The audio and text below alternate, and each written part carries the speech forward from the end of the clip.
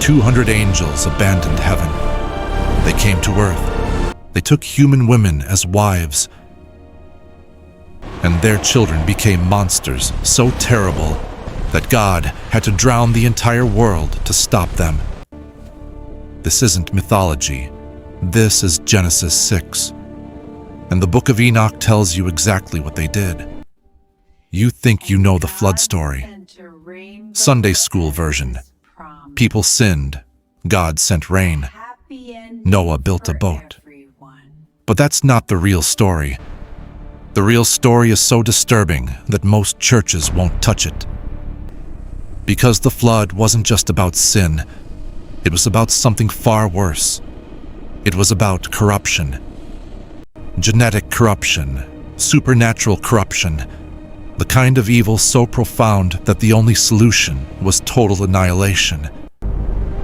Let me take you back to the world before the flood.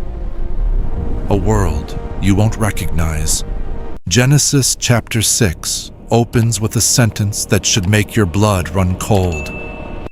When men began to multiply on the face of the earth, and daughters were born to them, the sons of God saw that the daughters of men were beautiful, and they took wives for themselves of all whom they chose. Sons of God. Who are they? Scholars debate. Churches say they were the godly line of Seth. But that interpretation doesn't hold water, because every single time the phrase sons of God appears in the Old Testament, it means one thing: angels. Job chapter 1, verse 6. The sons of God came to present themselves before the Lord. These are celestial beings. Job chapter 38, verse 7. When the morning stars sang together, and all the sons of God shouted for joy. These are not humans. These are angels present at creation itself. The sons of God saw human women, and they wanted them. This wasn't observation, this was lust. This was desire that crossed the boundaries between heaven and earth, between spirit and flesh, between what was permitted and what was forbidden. And they didn't just want, they took. The Book of Enoch fills in the details that Genesis summarizes. Mount Hermon, northern Israel, a mountain whose name literally means place of the oath. This is where it happened. 200 angels gathered on that peak, and they made a pact. Their leader was Semjaza. Remember that name. He's the architect of humanity's greatest nightmare. But Semjaza had a problem. He wanted to descend. He wanted to corrupt. But he knew the consequences.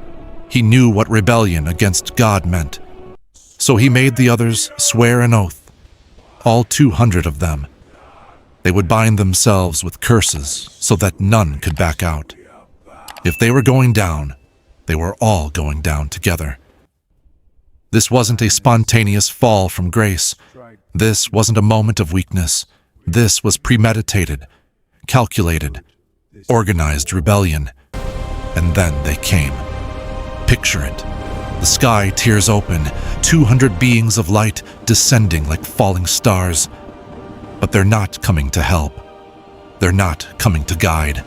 They're coming to take, to corrupt, to destroy everything God created. They took human women as wives, and that's where the corruption began. Because what came next wasn't natural. It wasn't part of God's design. It was an abomination. The forbidden knowledge. But the angels didn't stop at breeding with humans. That was just the beginning, because what they brought with them was knowledge. Forbidden knowledge. Secrets that humanity was never meant to possess. Azazel taught the art of war, not self-defense, not protection. War. He showed men how to forge swords from metal, how to craft shields and armor, how to organize battalions and conduct sieges. Before Azazel, human violence was crude, limited. After Azazel, it was systematic, industrial. Humanity's first organized genocide began with angelic instruction. Amazaric taught sorcery, root cutting, the use of plants for enchantments and poisons. This wasn't herbal medicine. This was manipulation of the mind. Drugs that could enslave, poisons that could kill silently, potions that could control will and consciousness. He gave humanity the tools to corrupt not just the body, but the soul. Armors taught enchantments and the loosing of enchantments. Magic, real magic. The bending of reality through supernatural means. The manipulation of spiritual forces that humans had no business touching. Barakijal taught astrology, not astronomy, the observation of stars for science and wonder. Astrology, the reading of fate in the heavens, the belief that celestial bodies controlled human destiny. This was an assault on free will itself, a corruption of worship, turning eyes from the Creator to the creation. Other angels taught other secrets, cosmetics and makeup, but not for beauty, for seduction and deception, the art of writing, but used for lies and contracts of bondage, mining and metallurgy, twisted into weapons production, cloud reading for weather manipulation, signs of the earth and sun and moon, all forbidden knowledge of creation's inner workings. These weren't gifts to humanity. These were weapons. Weapons against God's order, against His design, against the natural limitations He'd placed on human knowledge for our own protection. Because here's what people don't understand. Technology without wisdom is destruction. Knowledge without moral foundation is catastrophe. The angels gave humanity power we weren't ready for, power we couldn't handle, power that would corrupt us absolutely. And it did. The offering accepted, darkness. Genesis 6:5 records the result. The Lord saw that the wickedness of man was great in the earth, and that every intention of the thoughts of his heart was only evil continually. Every intention, only evil continually. Violence spread like a plague. Occult practices consumed whole cities. Sexual perversion became normalized. Genetic experiments twisted the natural order. The angels didn't just corrupt humanity morally. They corrupted us spiritually, intellectually, and genetically. They rewrote the code of creation itself. The world descended into chaos, into nightmare, and the worst was yet to come, the Nephilim, because the union of angels and human women produced offspring. And these offspring were not human, they were the Nephilim. The word means fallen ones, but it also means something else, something darker. It can mean those who cause others to fall. Genesis describes them as mighty men of old, men of renown. But that's a sanitized translation. The Book of Enoch gives us the full horror. They were giants, not tall men. Giants. The text says they were 300 cubits in height. That's 450 feet tall. Now, scholars debate whether that's literal or symbolic. But even if we take conservative estimates from other ancient sources, 15 to 30 feet tall, we're talking about beings that made humans look like children, like prey. And that's exactly what we became. Prey. The Nephilim consumed everything, all the food, all the resources. They ate crops faster than they could grow. They slaughtered livestock by the thousands. And when the food ran out, they didn't starve. They turned to humans. Book of Enoch, chapter 7, verses 3 through 5, records it plainly. The giants consumed all the acquisitions of men, and when men could no longer sustain them, the giants turned against them and devoured mankind. And they began to sin against birds and beasts and reptiles and fish and to devour one another's flesh and drink the blood. Read that again. They devoured mankind. They drank blood. These weren't metaphors. These were literal monsters hunting humans for food. 30-foot creatures stalking through cities, plucking people from their homes like you'd pick fruit from a tree. Cannibalism among the Nephilim themselves broke out. Giant against giant, brother against brother. The strong consuming the weak in an orgy of violence that made the earth itself cry out in horror. But they didn't stop with humans. They corrupted animals, created hybrid creatures, genetic abominations that violated every natural law. The Book of Jasher mentions this. The mixing of species, the creation of monsters that shouldn't exist. Think about that. Creatures so twisted, so wrong, that even their existence was an affront to God. The Nephilim didn't just rule through strength. They ruled through terror, through fear, through the absolute certainty that resistance was death. Imagine living in that world. Imagine waking up every day knowing that creatures the size of buildings hunted humans for sport, for food, for pleasure. You'd hide, you'd run, you'd pray for death to come quickly. Cities fell, civilizations crumbled. The natural order collapsed entirely. The earth was filled with violence.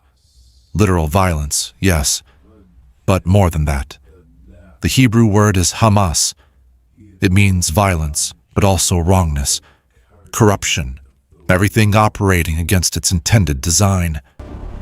This is what Genesis means when it says, "The earth was corrupt in God's sight, and the earth was filled with violence."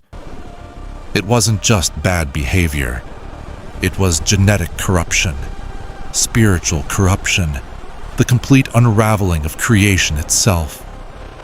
And that's why God sent the flood. Not as punishment for sin alone, as extermination, as the only way to stop the corruption from spreading, from consuming everything, from making redemption impossible.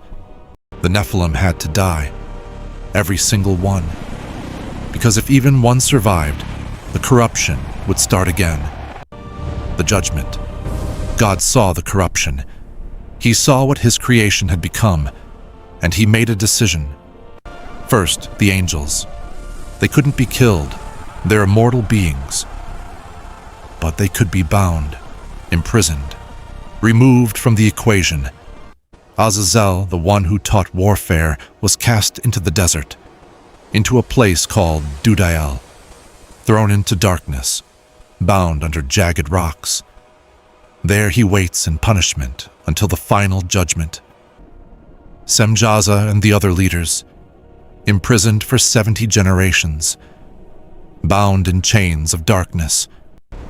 The Book of Enoch describes their prison, valleys of the earth where they're held until the day of judgment. Jude verse 6 confirms it. The angels who did not stay within their own position of authority, but left their proper dwelling, he has kept in eternal chains under gloomy darkness until the judgment of the great day. They're still there, right now, imprisoned, waiting. But the Nephilim, they had to be destroyed, completely, utterly. No imprisonment, no second chances. Death. And here's where it gets interesting. God didn't just send the flood immediately. First, he turned the Nephilim against each other. The Book of Enoch records that God commanded the archangels to incite the giants to war. Brother against brother. Faction against faction. They slaughtered each other in massive battles that drenched the earth in blood. The strongest killed the weakest. Then the survivors fought among themselves. Imagine it. 30-foot giants locked in mortal combat. Swords the size of trees. Battles that shook mountains. The carnage was astronomical. And then came the water. The fountains of the deep burst open. The windows of heaven opened. Rain that had never fallen before began to pour. and pour and pour. Everything died, everything with the breath of life. The Nephilim, already weakened from their civil war, were drowned. The hybrid creatures, the corrupted animals, the humans who had been complicit in the corruption, everything except Noah and his family. The text says Noah was perfect in his generations. Most people think that means morally perfect, but the Hebrew word is tamim. It means without blemish, genetically pure, uncorrupted. Noah's family was the last pure human DNA on earth. That's why God chose them. Not primarily because of righteousness, but because their bloodline hadn't been corrupted by angelic interference. The flood wasn't arbitrary. It was surgical, a reset button on corrupted creation. The water rose for 40 days and 40 nights. It covered the highest mountains. It destroyed every living thing on the surface of the earth. And when the waters receded, the world was cleansed. The Nephilim were gone. The hybrid creatures were extinct. Humanity could start again from uncorrupted stock.